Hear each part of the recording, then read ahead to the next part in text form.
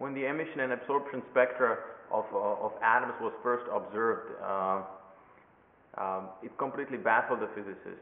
There was no good explanation to why only very distinct colors of light are observed when you're looking at a hot gas, or why only certain spectral lines, certain wavelengths of light are absorbed by a cold gas when you shine light through it. No one even knew where to start. This was a completely unexpected problem, I think, and physicists were stuck. They were put in a corner, and no one knew how to get out of it. Now, the first person that attempted to get out of the corner was Niels Bohr, and he used the work of Max Planck, and he predicted in his work the spectral lines for hydrogen, which was later on confirmed. Now, what Bohr did was that he basically said that the electrons are quantized. They can go around the nucleus only in very specific orbits, and have only very specific energy in those orbits. He had no idea why this was the case. He provided absolutely no explanation to why, but he said, if we assume this, that the energy of the electrons is quantized, then we can predict these kinds of wavelengths in the emission spectrum of hydrogen. And when they looked at hydrogen and measured it, they found out that was the case, that he was right. Now, why he was right wasn't known at that time. It was much later on when the wave properties of matter were starting to come up.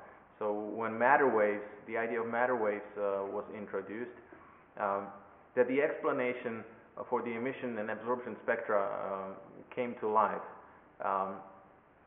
So if we think about an electron being a wave, not a particle, but a wave confined to a tiny space around atomic nucleus, but a bound wave.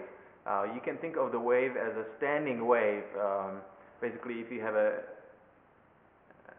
guitar string and you strike the string will produce a standing wave, or a combination of standing waves. And I want to show it to you here on the board.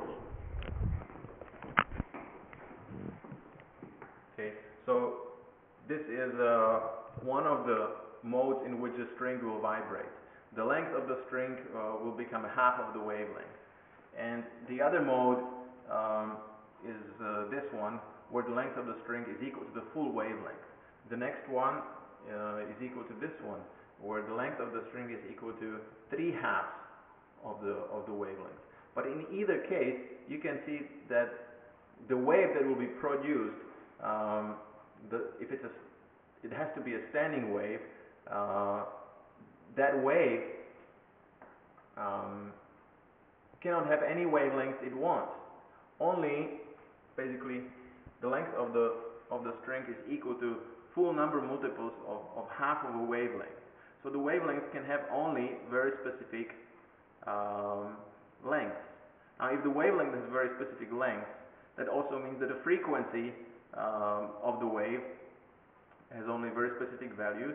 And then if you take those specific values and you multiply it by Planck's constant, you get only very specific amounts of energy that wave will have. So you can now think about an electron. Here's a picture. Think of this being the nucleus of an atom, and the electron being a standing wave around the atom, around the nucleus of the atom.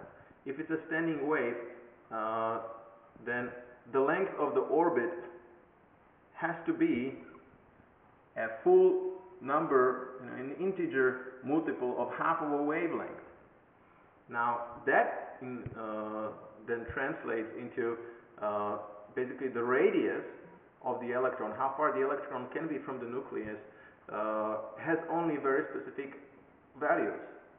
Because if you moved the electron just slightly, the length of the orbit would not be equal to full number multiple of halves of the wavelength. So we get the electrons only at very specific distances away from the nucleus. And of course, at those very specific differences, at those very specific distances, the electrons have specific energies. And because of those specific energies of the electrons, when the electron jumps from one level to another, it sends out only very specific photons with very specific wavelengths and amounts of energy. And that's of course what we see in the spectral lines, in the emission and absorption spectra. So it's now making sense. And you know, this whole quantum stuff, which seems so unreal, I believe that the emission and absorption spectra is a big, strong piece of evidence for this quantum math. And it's beautiful to me that atoms, when they are hot, they produce only very specific wavelengths of light, and we can then fingerprint, substances here on Earth or somewhere in the universe just by looking at the light that they produce, the light that's coming to us over millions of years. We can tell what is the composition of a distant star just by looking at its emission spectrum. It's beautiful.